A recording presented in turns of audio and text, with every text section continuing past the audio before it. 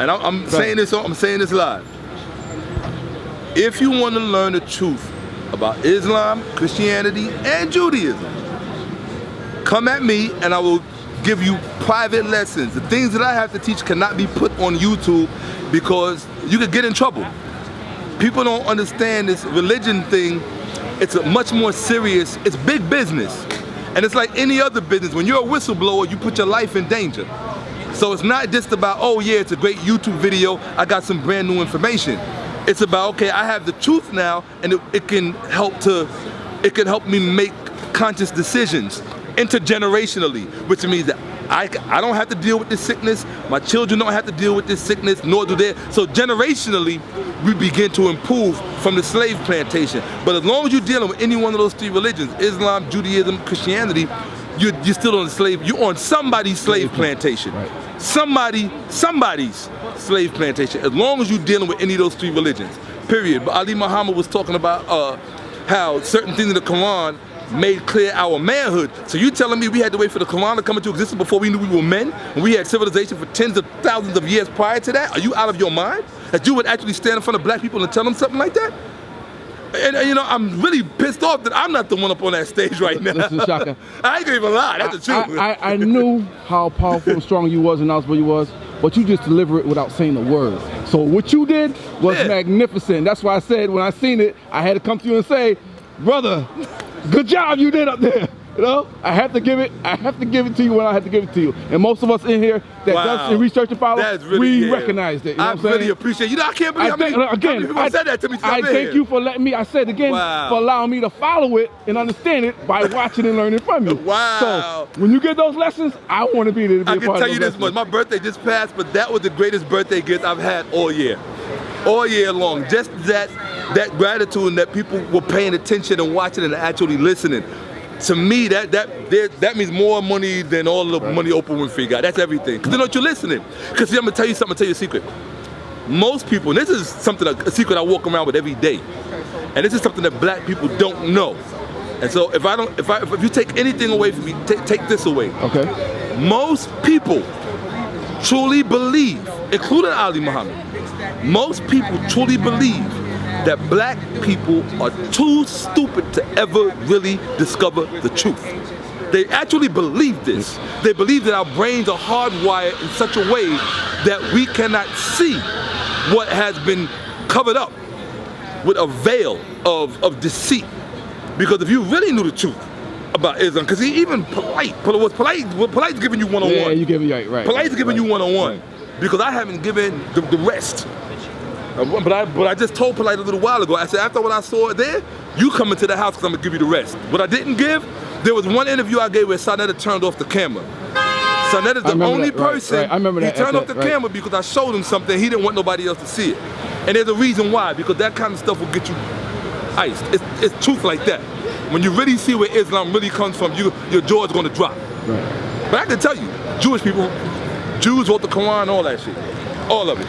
What would their purpose be for writing the Quran? Say it again? What would their purpose be for doing it? Their purpose for doing it was just really, all right, let me explain this to you. In order for you, brother, is this something you wanted to say? Oh, okay, yeah, sure. No problem. Shakka, you know you got fans, Shakka. No problem. If this is something that you have to understand. If you want to understand Islam, and this is what Ali Muhammad is not going to tell you. He'll touch on it briefly, but he's always going to take it back to the Levant. He's going to always take it back to the Punic civilizations. I have no problem with that because there's certain things that he and I agree upon. What we disagree upon is his interpretation of the facts, not only his interpretation of it, but also, and I will say this on camera, Ali Muhammad, his obfuscation of the facts. In other words, he's contributing to that veil. So what he's going to do is, being that he knows there's already a veil over it, he's going to come in and say, well, because you got to remember, Ali Muhammad is not a street scholar. He has a Temple University degree. Right. This is somebody who had to go through the standard academic institution, which means that he said something on camera sitting next to me once, and I didn't pay attention to him until I watched the interview later. Ali Muhammad said, and I want you to pay attention to what he said. He said, if you want to know about Islam, come to me because I'm the most important Muslim in the world. That's what he said. I remember that. I want to tell you what he should have said. You're not the most important Muslim in the world. He's the most dangerous Muslim in the world, and I'm going to tell you why, particularly to the black community. This is from my own perspective. And I'll tell you why. Because he has the requisite education to mislead you in a way that no one can. Right. That's what makes him special. From my perspective, you know how to take the truth and twist it in such a way that the average person can't, because they don't have the standard academic education. They don't know about the Septuagint. They don't know about the Didache. Why aren't you up there talking about, if you say that the Quran predates the Hebrew text, then why don't you talk about the Didache? Teach the people about the Didache. You know about the Didache and what it is. Take them to the Elephantine Papyri and tell them about that, so that they can see not only is there papyri, is there Quranic papyri, but there's also Christian papyri. So just because there's Christian papyri, that makes it real? That means it? No, it all came out. You know what? He's going to tell you Abd al-Malik was the real Muhammad. That's fine. But why don't you also tell him about al-Mamun, who succeeded Abd al-Malik, who went to Egypt and took it over. Took over Alexandria. Took over the Alexandrian library. That's why all that stuff. You talk about, oh, it comes from Egypt and blah, blah, blah. Yeah, it comes from Egypt for the same reason the Bible comes from Egypt. Because it was all plagiarized. It's all plagiarism. So why don't you go with what Dr. Ben said? All Dr. Ben is saying is this. And I gotta quote Dr. Ben. All Dr. Ben is saying is, why would you eat a meal? Do you know how birds feed their children? Birds feed their children by they eat the food, then they digest it, and then they throw it up and feed their children. But that's what Islam, Judaism, and Christianity is. It's something somebody else died. It's not the original meal. Right. So all Dr. Ben is saying, why are you eating something somebody's regurgitating? Why don't you just go to the original? If you're saying that, oh, well, the Quran comes out of Kemet, because that's what he's saying. He's going to tell you that. He's going to say that. He said they came from Egypt. The Saracens were originally from the Sudanic part of Egypt. And so, oh, great. If that's the case, then why don't we just go to Kemet? If you're telling me it came from there, then what do I need the stepchild for? What do I need the offspring for? Give me the original. You're telling me I'm the original man, then give me my original culture. You think he's making up his own brand of Islam? Oh, there's no question about him and Wesley Muhammad to make up their own brand of Islam. But what Polight, I didn't stay for the whole thing for Polight, because once he threw up the Syriac, I already knew where it was going. And I was like, you know, hopefully, what I am interested in is, I'm interested in Ali Muhammad's rebuttal. That's what I'm interested in. I'm interested in his rebuttal, and I wasn't going to stick around for it, but I think I am going to stick around for it, because I want to hear what he's going to say. And the reason I want to hear what he's going to say, because eventually I know it, he knows it, and everybody knows it, he's going to have to face me. And so when you face me, you know, I wish you all the luck in the world. A lot of us said I wish you all the luck in the world. Him and Wesley should have both faced you a long time ago. I would love to have him and Wesley at the same time. Yeah. That's what I want. I want him and Wesley at the same time. Why would I piecemeal it out? Because once I put it out there, and once I show you where it actually all came from, there's going to be nothing you can say. That's what most of us wanted. We just wanted to go away and end it. Well, yeah, I mean, and the only reason, but understand something. Hold on, understand something though. Understand something. And this is really important. The only reason why I have not done it, and this is what I said to you when you first started filming, what the people don't understand is this. Y'all want the knowledge. Right. You want the answers. But hold on, you want the knowledge and with the answers, but you're not willing to protect the people who are going to give them to you. Right. You didn't protect Malcolm, you didn't protect Martin, yes, sir. You didn't protect Khalid. Okay? No. So when you prove that you're willing to protect the people who are going to give, because you understand something. If right now, if I was to go on camera and really show you the true origin of Islam, I don't have to worry about the black Muslims. It's the Arab Muslims I'm going to have to worry about. Every time I go in the AHMOSE store on the corner, I won't even be able to order a sandwich from them, because they're going to put something in my shit. Right. They don't play. It's like, oh, you talking bad against Islam? You got to go. It's no discussion. You're dealing with savages, real savages.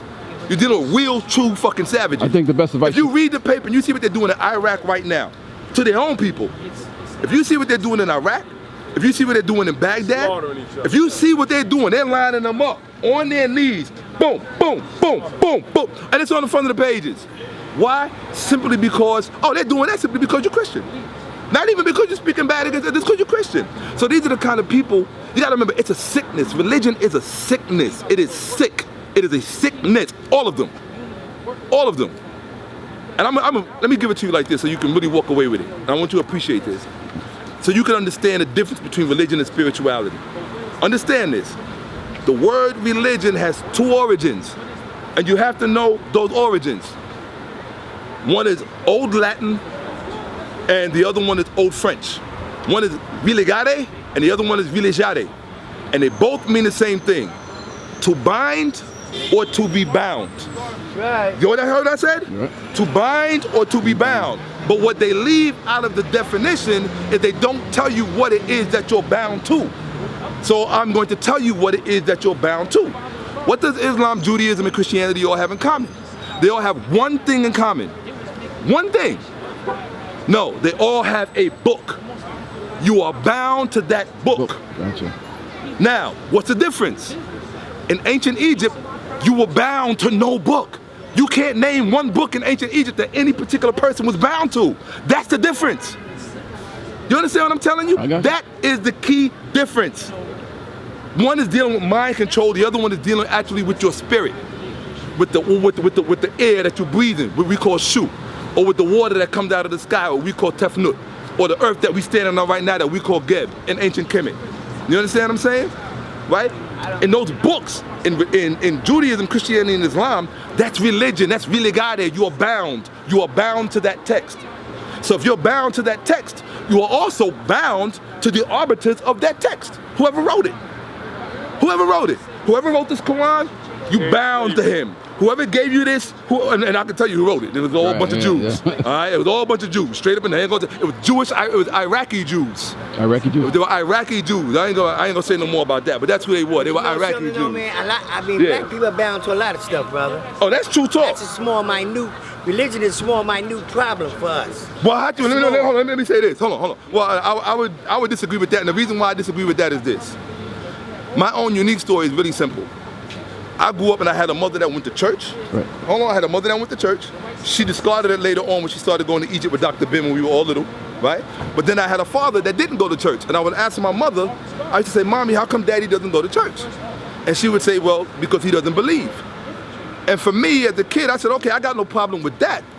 But the problem I had with my father was, you can't say, I'm not gonna go to church because I don't believe that, and then just go do whatever else. No, if you don't believe, then you got the responsibility to go find out what is true. Right. Say, okay, I don't believe this is true. Okay, not a problem. You don't believe it, then tell me what is true. See, saying I don't believe that is not enough. Or I don't believe that. Okay, but then tell me, what do you believe? Can you stand on it? Can you prove it? Show me the documentation. Show me what's called the provenance. Can you show me the provenance of it? At least take the time to do that. So then I know you're a man of your word. You believe what you say what you mean, and you mean what you say, and you stand on what you believe. But if you don't believe nothing, or you believe the Bible, or your religion is money, or your religion is chasing girls, or your religion is whatever, like he said, religion is just one thing that religion, or these religions that they've given us, is just one aspect of it, because anything could be your religion. Money, right. Chasing girls, hanging out in the club, or selling whatever it is, or sneakers. Right. Some people, the brand new Jordans, that's their religion. You understand what I'm saying? Right. So that's their bound. But at the end of the day, it doesn't change the fact that religion still means bound. Don't ever forget that. If you want to be free, you can't say that you're free if you're bound to something. How you gonna be free? I mean, if you want to know what my main contention is with Islam, and this is my main contention with Islam, and this is straight up and down. It's not. I don't even have to go into the origins. Well, a little bit I do, but my main beef with Islam is this, and it's really not a beef against Islam. It's something I want to communicate to black people, and that's that.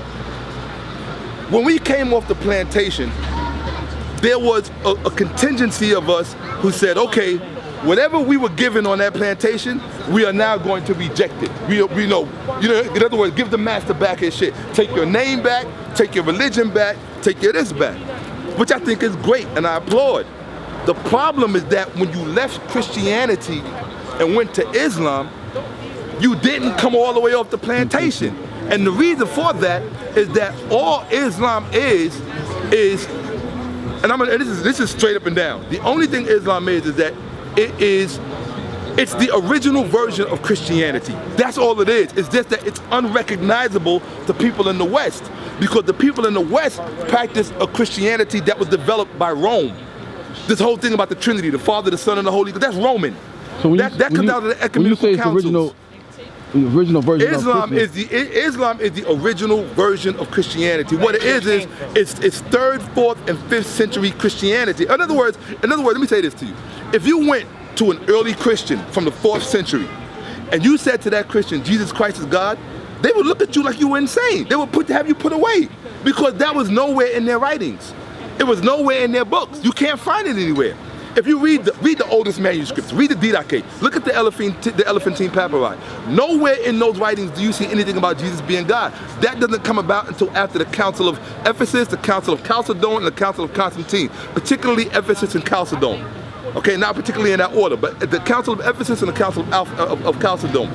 Once they said that, that's why you have Chalcedonian churches, non-Chalcedonian churches, Christian Orthodox, non-Orthodox. This is how they became Orthodox. They became Orthodox because they rejected certain ecumenical proclamations. They said, no, we don't agree with that. They were making this shit up as they were going. You understand what I'm saying? They were making this shit up as they were going. And so what you have to understand is that when you look at all of the early Christian writings, all of them are very, very similar to what's in the Quran, because that's where the Quran came from. In other words, the Quran came from all of that Christian literature that Rome said, now we don't want that. We don't want that. We don't want that. That's what the people of the region took and created Islam. So what you're talking about you're talking about the earlier religious, you're talking about the earlier Christian writings. That's all it is. That's all it is. It's not, and so what I tell black people is that, look, if you want to leave Christianity alone, that means you also have to leave Islam alone because it's an earlier version of Christianity. That's all I'm saying. Now, if you can prove to me that it's not an earlier version of Christianity, I'll run with you. I ain't gotta do. I got about, I don't think that's gonna happen. I got maybe about a half a G in my wallet. I'll give you the whole thing. Prove to me it's not early Christianity. Prove it to me. I wish you the best of luck. Because when I show you where all of the language in the Quran, well, he already did, but when I show you where all of the language in the Quran came from, the word jihad, the word imam, the word Quran. The word, you know what the word Quran actually means?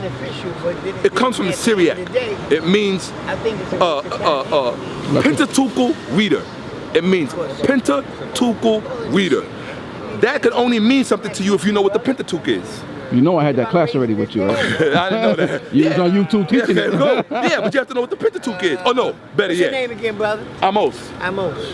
Hotep, family. You heard? Ain't nothing but love. You have to know what the Pentateuch is.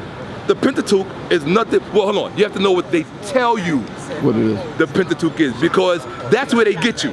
If you didn't learn anything that I said in any of those lectures, the most important thing you should have learned was when I had that bill with Ali Muhammad on Sign of the TV, when we were discussing the Septuagint and the Pentateuch, because that's how they get everybody. They lie to you about what the Pentateuch is. They tell you that the Pentateuch is nothing but a Greek word to describe the Hebrew text, which is to describe the first 5 books of Moses. Right. That's what they tell you. But that's a lie, because they never tell you about the real Pentateuch. The real Pentateuch comes out of Alexandria, Egypt, and it was written by a man named Dorotheus of Sidon, a Greek, a person from Lebanon. He was a guy who came to Egypt, and he took all of the astrological writings of that time, particularly from Egypt and from Mesopotamia, and he just put it all together. And that's what the early Christian theologians were working with. It was all horoscopy, whatever you call it. That's what, Gemini, the moon, Libra, Virgo, and all that. That's what they were working with, horoscopes. All of the documentation is there, but Ali Muhammad's not going to show you that. He's going to say, no. It's like the Wizard of Oz. When Dorothy looked behind the curtain, and the Wizard of Oz said, don't look behind here. That's Ali Muhammad. That's his new name, the Wizard of Oz, the Wizard. Have you seen that? Huh? Have you seen that on YouTube? They have a version of him being the Wizard of Oz. No, I've never seen that, but that's who he is. I mean, yeah. Yes, sir. Let's go a little bit deep. Sure. How deep you want to go? Just don't get me in no trouble, because like I said, there's certain things. Hold on. Okay, cool. No problem.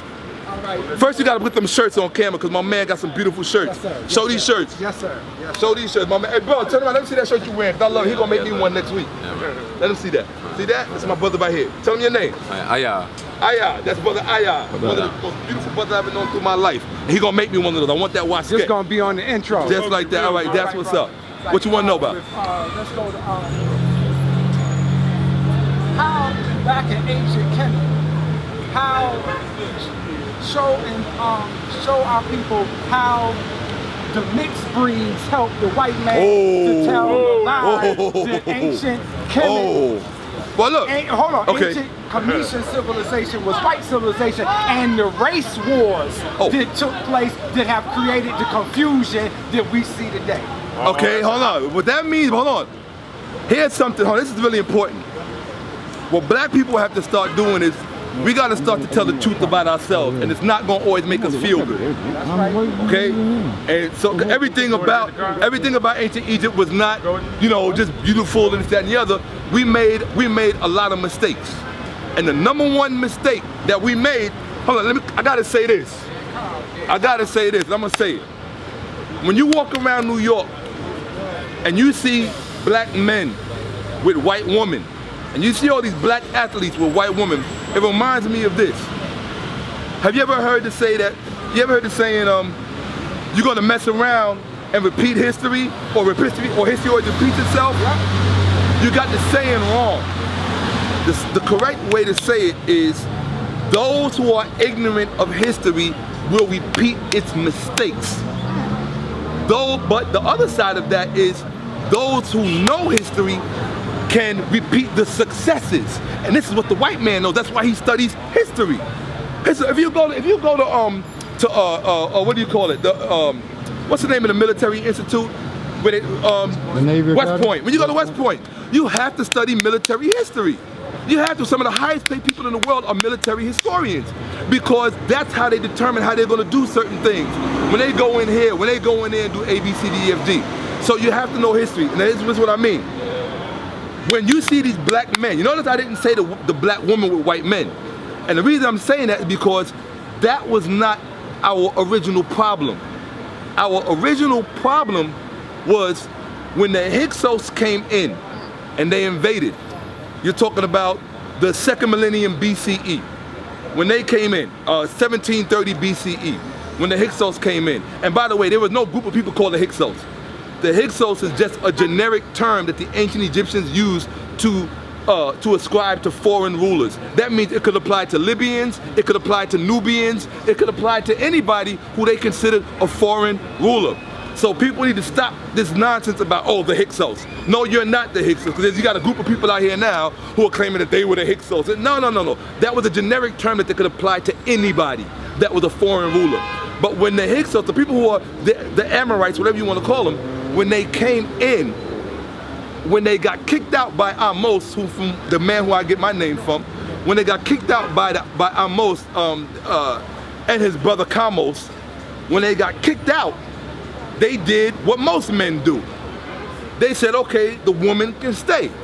Some of the women can stay. They took some of the women as wives. These were Caucasian, pale, white women. They took some of them as wives. This is in the New Kingdom, the 18th dynasty. For the first time in the history of Kemet, after thousands upon thousands of years of civilization, where there was no white folks in there, in the New Kingdom, after the Hyksos invaded, you get them taking wives. You can see it on the walls in the mural. Just look at the papyrus of Annie, him and his white wife. Although there is no proof that those things were not done later on, because you have to know how media works. Today, when you want to change media today, you go on a computer, when you're making a movie or a film or a television thing, you can change whatever you want to change. Back in the ancient world, the way you changed people's perception was you walked up to the wall and you scraped off shit. You scraped off shit, you broke a nose, you did whatever you did, but that was the media. So a lot of those images that you see from ancient Kemet, where they look light-skinned, they were not originally light. So a lot of those people that they're portraying as white, like even the white wives, it was the people who came in later, the Greeks who came in later, they changed a lot of that. But the truth of the matter is that we did take white wives. And because we took white wives, we began to make mixed breeds. And those mixed breeds, if you read Chancellor Williams, The Destruction of Black Civilization, page 295, he's the one who talks about it best. He had the mulatto problem. The mulatto problem. If you talk, matter of fact, Dr. John Henry Clark, my younger sister was his secretary, and his wife, very dear, he's a family member. He used to always say, God rest his soul, and that's that, Dr. John Henry Clark. He used to always say that he was working on a book called the role of the bastard in history, talking about how these mixed breeds would be created amongst us and how they would be used against us. You follow what I'm saying? And it has not changed. As a matter of fact, you remember Bobby McFerrin, the guy who made the song, Don't Worry, Be Happy? Don't worry, be happy. He married a white woman and they have a mixed breed son. His mixed breed son is a big time comedian now. He was on stage in front of a white audience joking about being a half-breed. And in his joke, in his routine, he spoke about how he acts when he's with his white friends and his white family members, and how he acts when he's with his black friends and his black family members. And everybody was laughing. And I'm like, are y'all listening to what he's saying? This is the mulatto reality. They act one way when they're around black people, and when they're with those other people, they act a different way, but they can do it in a way that you and I can't. It's a different, it's a whole different thing. So you have some black people who know how to play that white game, and when they're around white people, they act one way when they're around white people, they act another way when they're around black people. You got white folks that do that. They act one way when they're around, that's human nature. They act one way when they're around black people, they act one way when they're around white people. But the mulatto thing, so you gotta understand something about mulattoes. And I tell this to people all the time, my personal opinion, the ones you really have to watch out for, yeah, I'm saying it on camera. Come on, I'm saying it on camera. The ones you have to watch out for are the mulattoes. Racially, you're a double agent. You can come amongst me and say anything, yeah, brother, I'm with you, yeah, da da da da da. But then you also, in your mind, you know you're not gonna deny half of yourself from me. I had a mulatto girlfriend who grew up in this conscious community, came up under Dr. Leonard Jeffries, Dr. John Henry Clark. I ain't gonna name no names, but she said something that blew my mind because I knew her in the movement all of these years. And she said something to me a few months ago that blew me. She had a German father who she never knew and never met. She's a beautiful girl. But she said something that blew me away. We were sitting in my home and she said, well, I can't deny half of myself and who I am. And I'm like, you know what? I'm with you. The people who have to understand that is us. You understand what I'm saying? We have to understand that. We have to understand, look, when you're dealing with a mulatto person, it doesn't mean that Bob Marley, mulatto #1, you know what he said? And I got him on camera saying it. He said, I don't dip on the black side, I don't dip on the white side. I dip on the right side. And he had a baby with a white woman named Damian Mark. Straight up and down. He had a baby with a white woman, and there's no crime in that, because he was a revolutionary. I can cut you off by you on him. Yeah. By you on him. I want you to go back to that. If it wasn't for Bob Marley, you probably wouldn't have so many quote-unquote white rosters today. Oh, and forget about it. because of Bob Marley, now on the Billboard charts, the most recent Billboard charts, the top 4 reggae songs are all white people, all white artists, all by white artists. What is it? Why you gotta be so rude? Why you gotta be so rude? Real talk. It's just real talk. It is what it is. What did brother call them? Culture bandits. What's his name? You know who I'm talking about. Brother Dale Jones. Rest his soul. And that's your Dale Jones. To the ancestor Dale Jones. Straight up, that's what they are, culture bandits. But we are complicit with them. Dr. Dre, Pharrell. Who you think made Justin Timberlake right now, who is the black artist right now? You know that, right? Justin Timberlake is the black artist. They tried to make a Robin Thicke, but he got called out on that Marvin Gaye joint. He got called out big time for that. But look who helped him do it. Pharrell. And nobody's holding for me. Pharrell talking about, I'm happy. Yeah, you happy? You happy because you helping white people steal black music. Of course you're happy. And you're getting paid to the tunes of millions of dollars to do it. Dr. Dre, no different. The only reason Dr. Dre did what he did with Kendrick Lamar was because he felt guilty about what he did with Eminem. And he probably didn't even feel guilty about that. Because I heard a lyric from Dr. Dre from one of his earlier records that I had never heard before, because I was never a Dr. Dre fan. But I was just listening to it, and the first opening line to the record, he said, yeah, we ain't coming with no black power fists and no bees or Africa. He's like, he was bragging on you, we ain't coming with none of that. So I'm like, dude, everything about your life tells me that, dude. He just gave about $6 million to some white college or some white college not too long ago. And Bill Cosby or somebody, I don't remember who it was, held his feet to it and said, why didn't you give it to a black college or HBCU? Because he don't give a fuck about being black. Pardon me. My thing is this is what I tell everybody. I would say this to any black person, I would hope you will hear me. Man, you see a woman and she happens to be beautiful, or she happens to have her breasts hanging out, or whatever it is, you're gonna look and you're attracted, whatever. So I don't say that I don't date white women because I don't think they're attractive. No, I don't date white women because I got politics. My politics says, no, I can't mess with you. I can't mess with you. Frances Cress Welsing said that. Frances Cress Welsing said, now I disagree with her. Personally, I don't agree with interracial marriage. That's my own personal politics. But Frances Cress Welsing said, as long as white supremacy is on this planet, there can be no interracial marriage. She said, when white supremacy is done and overturned, then it's okay. Me personally, I disagree.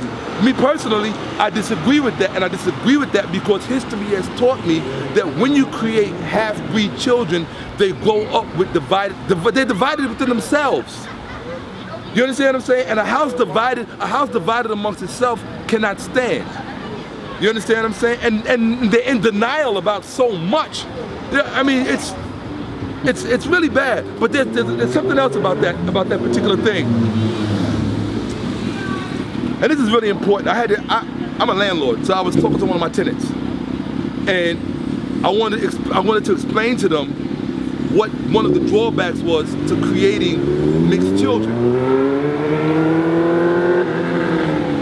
There was a playwright who said this on WBAI.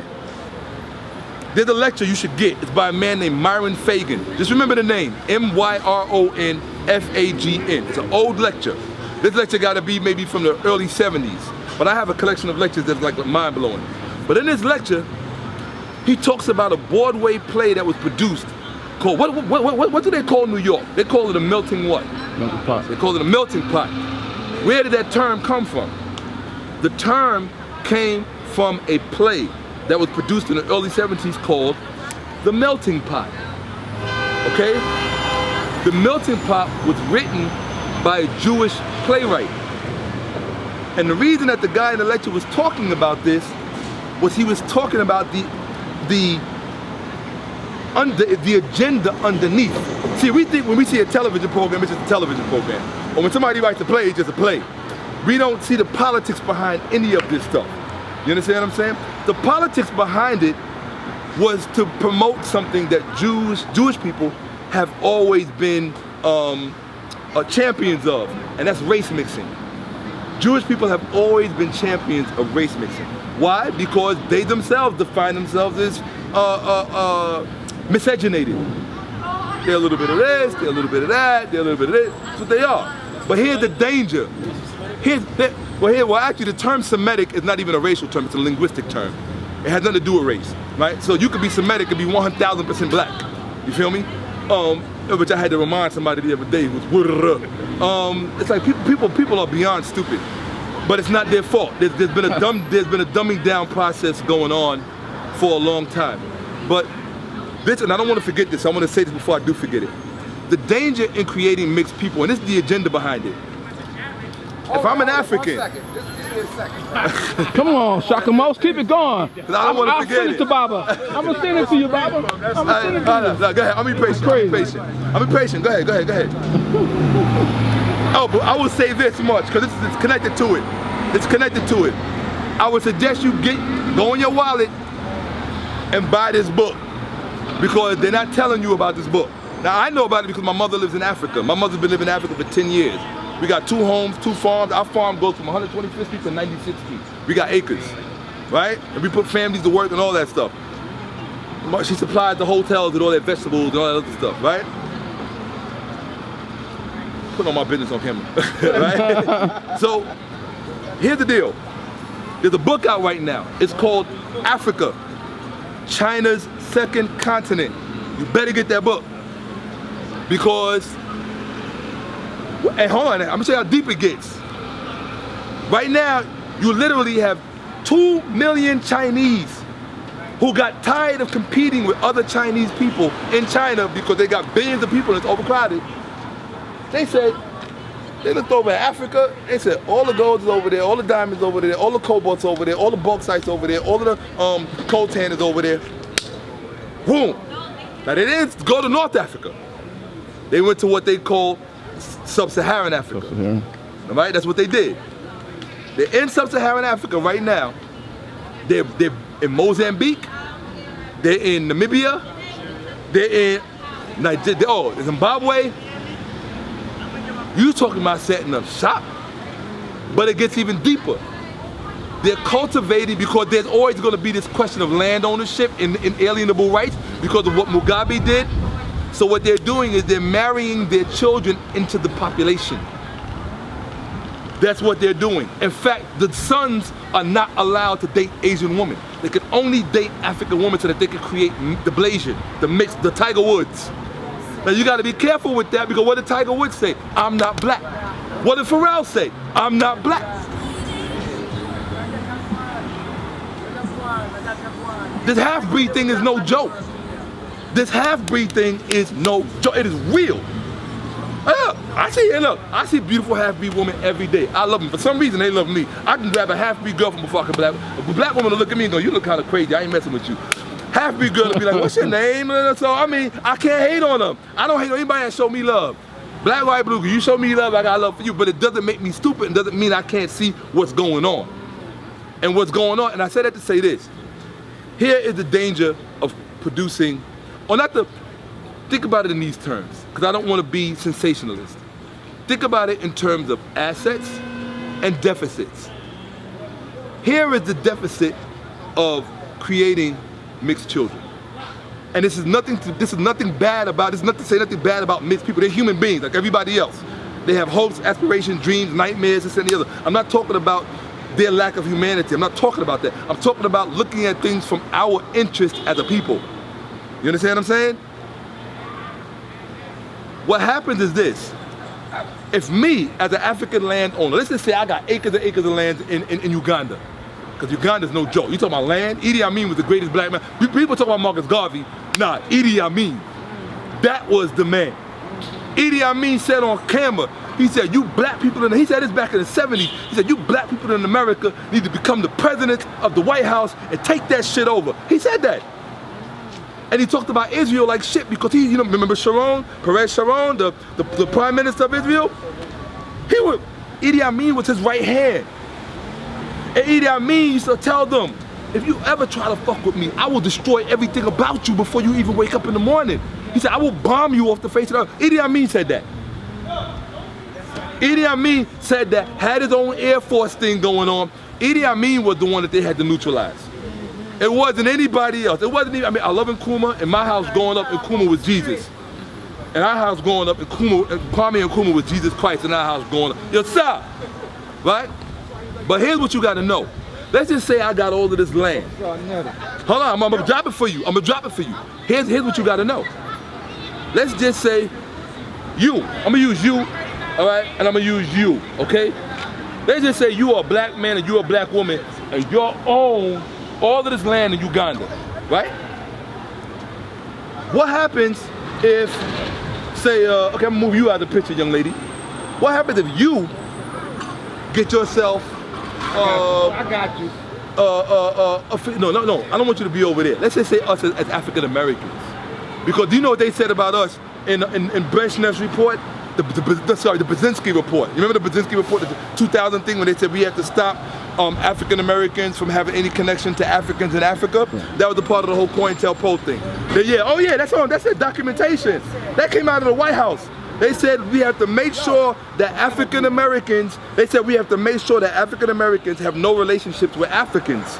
That was a big agenda. And so it was important for them to help mold our concept of ourselves. In fact, that's why they bankrolled all those television shows like Good Times, Sanford and Son. All of that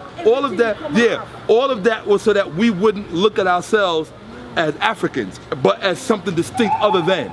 Okay? Now here's the problem. Right now, if I'm me as a black man, right?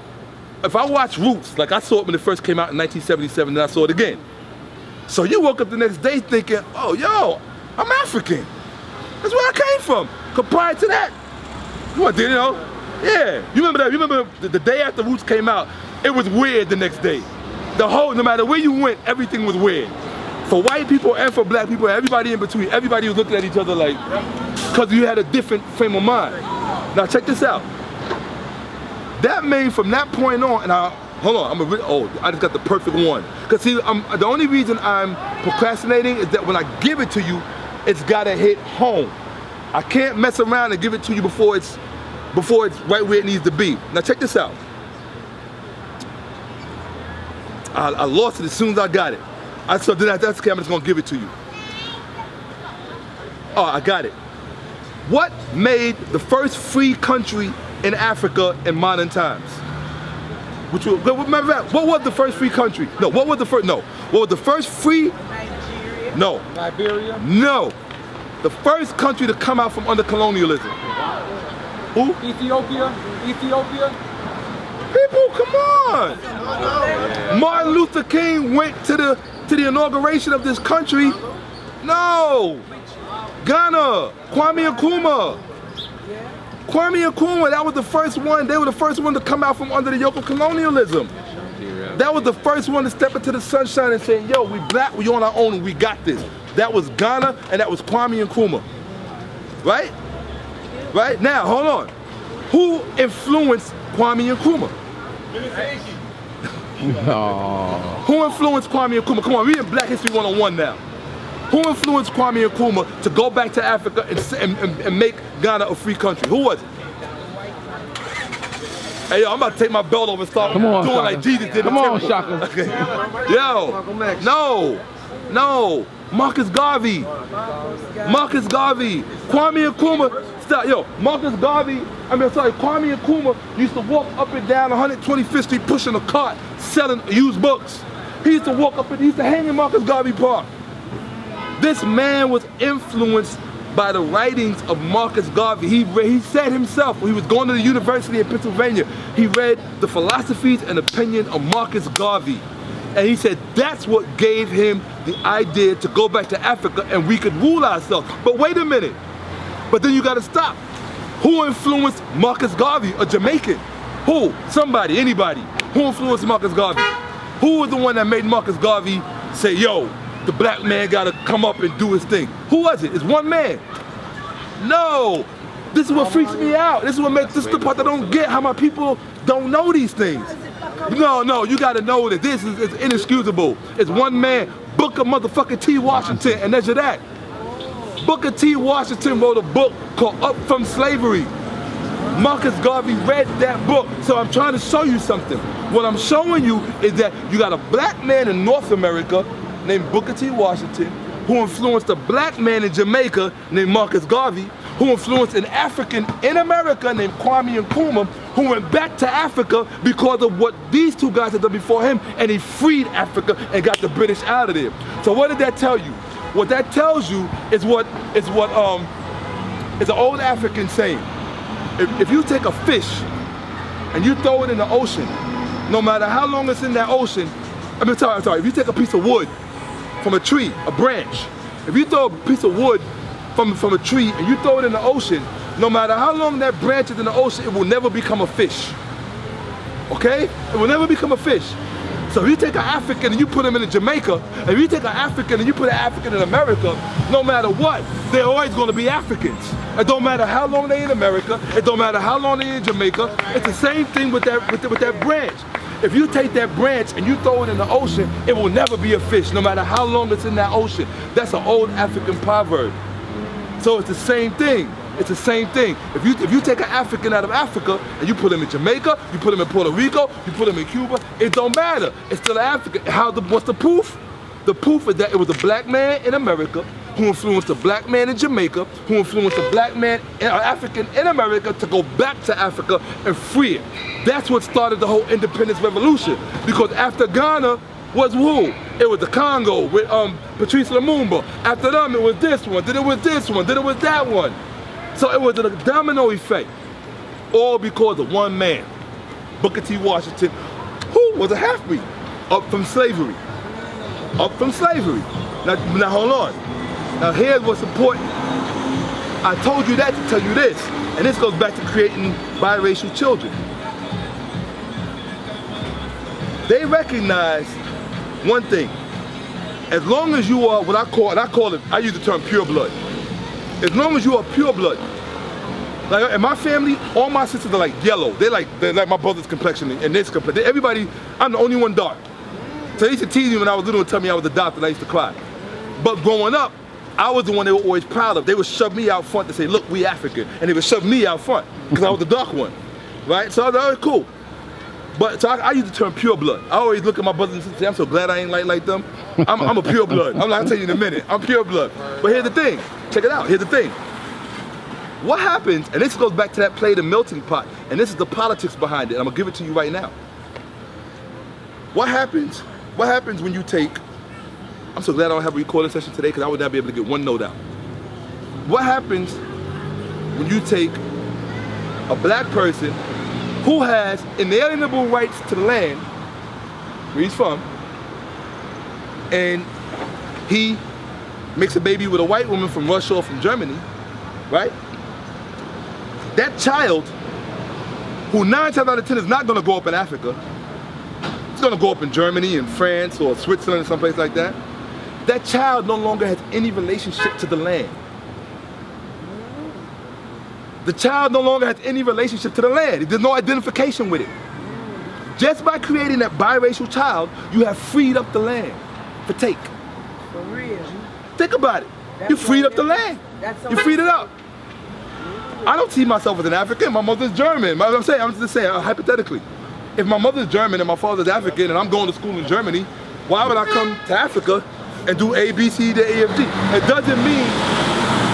doesn't mean that there haven't been instances where you have biracial people who strongly identify with the black side. I'll give you a perfect example. Rawlings. Remember Rawlings in Ghana, who was the president of Ghana? Most people thought he was just a light-skinned black. No, he was part German. But he didn't know anything about the German side. He grew up as a Ghanaian. He pulled the coup as the head of the government and he took over Ghana and made Ghana what it is. But understand, that's a very small percentage of folks. It's a very small percentage. So now what you have today is, you got what I call you got the half-breeds who pass as black. I'll give you a perfect example. I call it conveniently black. Perfect example, Mariah Carey. Mariah Carey's not black. Mariah Carey mommy don't look like my mama. But she sings black music and markets and promotes herself as black. Because conveniently, getting money. And then for the white masses at large, the package that she's being presented is, it's appealing. It's appealing. You understand what I'm saying? And hold on, there's another one. I can't recall who the other one is, but there's a whole bunch of them out there. Because I had to illustrate this for somebody the other day. And it was in fact, Halle Berry. Thank you, Halle Berry. Not black, but markets and promotes herself as black conveniently. In other words, you're black when it's convenient to be black. But when it's convenient to be other than black, yeah. So this whole racial thing, I'm gonna bring it back to what you was talking about earlier, which was what made us fall in Egypt. And I don't think personally, there's any reason that I should have to stand on the street corner in Harlem and